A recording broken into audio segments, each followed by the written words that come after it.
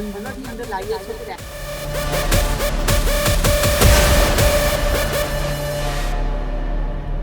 धीरे चलना है मुश्किल. તો સ્ટુડન્ટ્સ, આપણે જઈ રહ્યા છીએ કિંગ્સ ડેલી. મારી એક સ્ટુડન્ટ છે ને મળવા, અને તમને થોડું બતાવું કે તમારું સપનાની કોલેજ કેવી હોઈ શકે છે. बहाने ही सही हम चले बहारों में गुनगुनाती राहों में धड़कने भी तेज है अब क्या करें वक्त है तो जीने दे दर्द है तो सीने दे ख्वाहिशें अनजान है अब क्या करें. તો બચ્ચા પાર્ટી, સપનું જોઈએ તો પૂરું પણ થાય. આપણી પાસે લાઈવ એક્ઝામ્પલ છે, તો આપણે જીલને જ પૂછીએ કે એને કેવી રીતે તૈયારી કરી હતી. તો તારા મોડ્યુલની સ્ટડી સ્ટાર્ટ ક્યાંથી થાય? 8 થી 9 કે પછી 11? 9 to 10 બેઝિક્સ છે તે ઇમ્પોર્ટન્ટ છે વાંચી લેવું, અને એના બેઝિસ પર જ 11th-12thમાં જે રીતે સ્ટડીઝ થાય ખબર પડે. બાકી મેઇન નીટની તૈયારી તો 11th સ્ટાર્ટ થઈ છે. તો 11thમાં પહેલી વખત જ્યારે આપણું ડિસ્કશન થયું તો આઈ સ્ટીલ રિમેમ્બર કે સપનું શું હતું પહેલું, તારું સૌથી પહેલું સપનું? મતલબ મને એમસીસી તો બહુ લેટ ખબર પડી હતી, પણ મારે એ વખતે હતું કે નીટમાં સારો સ્કોર કરવાનો છે. તો આ મેઇન વસ્તુ હતી એની કે મારે પોતાનો સ્કોર બીટ કરવો છે, પોતાનું બેસ્ટ કરવું છે, ને એનાથી જેમ્સનો રસ્તો એની માટે ખુલ્યો છે.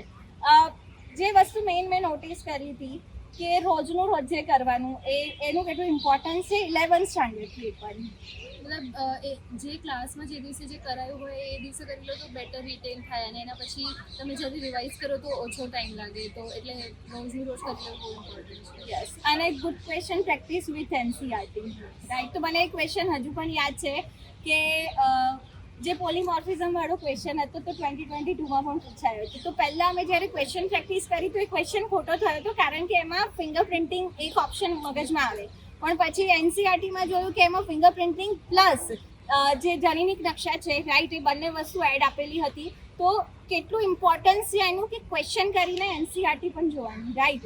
તો તારી જર્ની એમ્સ દિલ્હીમાં કેવી રહી? મેઇન વસ્તુ એ છે કે સપનું જો છોકરાઓ પણ જોવે તો એમને મોટિવેશન શું છે?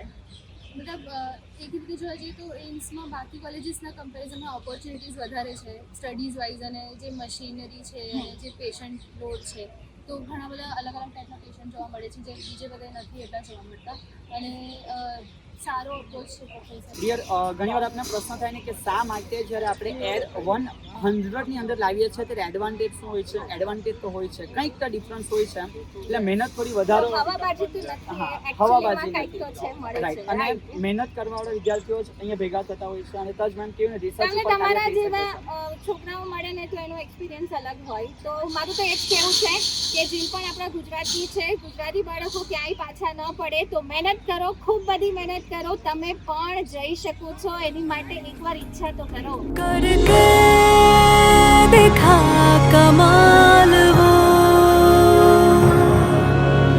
आके जमीन पे दे के जाए आसमां शाबाशी.